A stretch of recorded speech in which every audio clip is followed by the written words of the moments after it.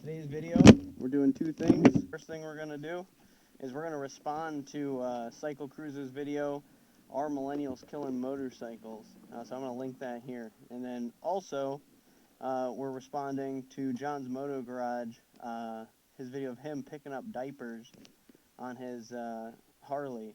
Problem is, you've got young kids, so you're just got to pick up diapers. Box of diapers is easy to pick up. Anybody can do that, right? I've got a 10-year-old, and she wants tacos, so I gotta go pick up tacos. So I got my backpack, and we also got some drinks with that. Hopefully it goes over pretty well. But first, we're gonna go for a short ride. We're gonna go over, check out where they're doing the fireworks tonight, because it's 4th of July. Maybe I'll include those for you.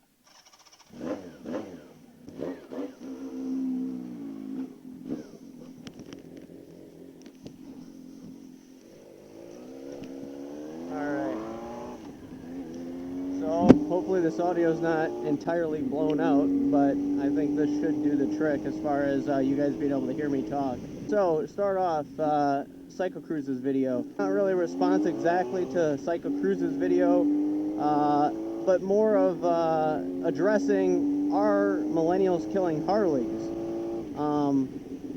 I have some pretty strong opinions about that, and I guess I wanted to share those with you guys. Anyone who thinks that you can just pin it on a generation, or even think that a generation can just be grouped together and you can blame them for killing off an entire motorcycle company, I think it's a little ridiculous. But if that's what you believe, then more power to you. I'm not really on board with that, but whatever. I don't think that millennials are killing Harley. I think Harley is building bikes that millennials don't like. I mean, the millennials in a large part are highly exposed to the internet. We're known for looking up reviews on everything and gathering all this information.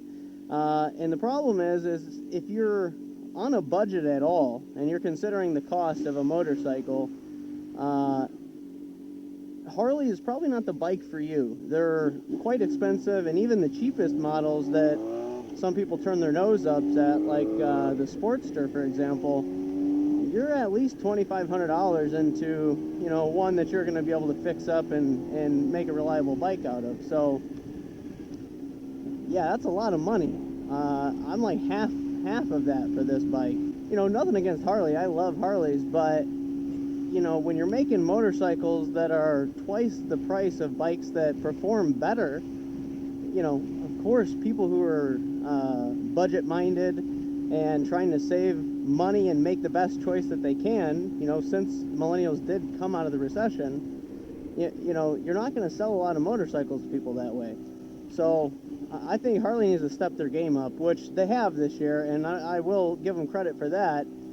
Like, for example, the 2020 bikes that are coming out, like the ADV model and the Street Fighter and the electric bikes, I give them props. They're definitely moving in that direction, and that's pretty awesome. All right, guy, your go. That's how I feel about it. I feel like Harley needs to step their game up as far as engineering. There's tons of people doing amazing things. The Yamaha FZ09 is an absolutely remarkable motorcycle. The power output on the FZ09 is a lot like, the power output on a Sportster, but the power output on the Sportster falls off, after 5,000 RPM or so, depending on what cam you have in it. And it really, 7,000 RPM is pushing it, whereas the FZ09, it's just coming alive there, It's pretty insane that you can do that with, a 900cc motorcycle. All right, it's getting hot in here. Come on, Colorado girl. Just to wrap that up, Harley Davidson needs to step their game up. Their engineers need to take it to the next level. I think they are going in that direction, so I guess we can't really pin them for that yet. We should more or less try to see what they're going to do here, see how these bikes do. I think this means they don't want us back. Oh, you know what? I think this is actually where they're shooting them off at. So I should not be an idiot and do what I was doing originally. So maybe these bikes in 2020 will surprise us. Only time will tell. Like I said, I'm not a Harley hater. I love Sportsters. I'm not exactly a huge fan of big twins, but I can get it, why people are into them. They're pretty cool bikes. I think I might want to go back that way. Check that out back there. Oh yeah, there's lots of people back there. Let's see what's going on.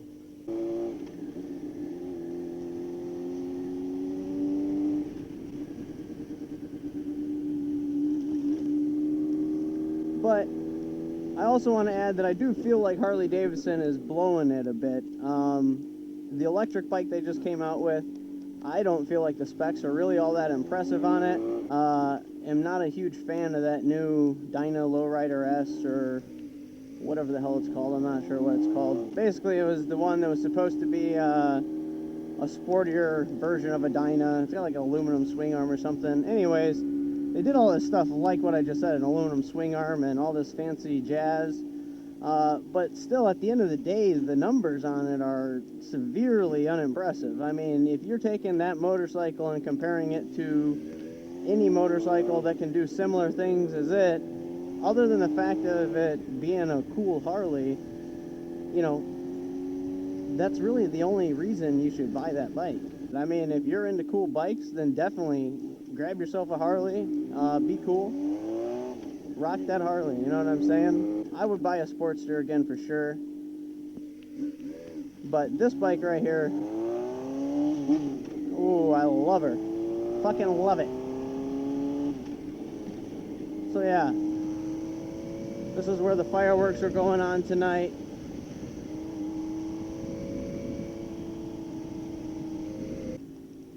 So I guess that pretty much sums up my response to Psycho Cruz's video. I don't think that necessarily it's millennials killing Harley Davidson. Maybe millennials killing new Harley Davidson.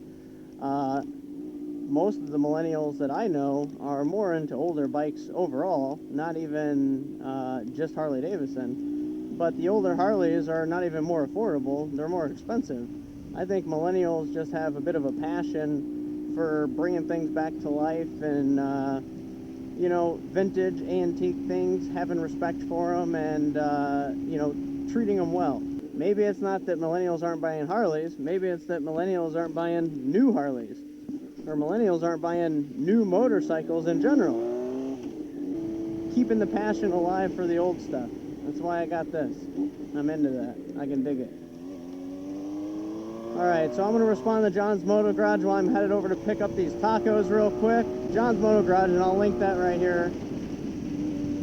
He was like trying to keep it interesting when you got to do normal shit, right? If you're a dad, you want to ride your motorcycle, but you know, the minivan's like gonna fit the diapers in there better, that type of deal. Well, I got the same situation, but the difference is my kid's 10. So, you know, his kid needs diapers, my kid wants tacos. Sure, you can pick up a box of diapers on a Harley, but can you pick up tacos for 3 and drinks on a 1985 Nighthawk 700? Can it be done? So, while it's not a Harley, it is a little Honda, a little UJM, and we're going to pick up tacos on it because I'm a dad.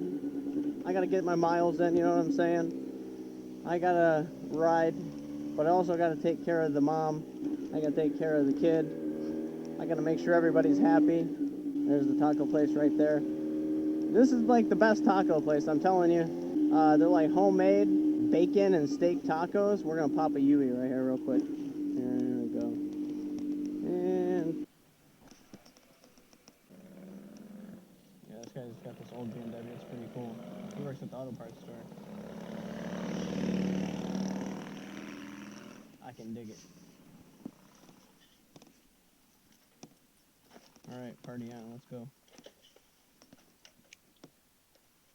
So I think I'm going to put the drinks in this one up top. It's pretty fun. Oh yeah. This looks like it's going to work.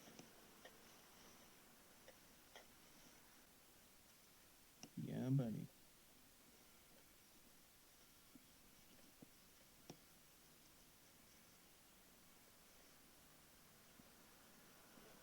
What are you doing? Jons Moto Garage. got me.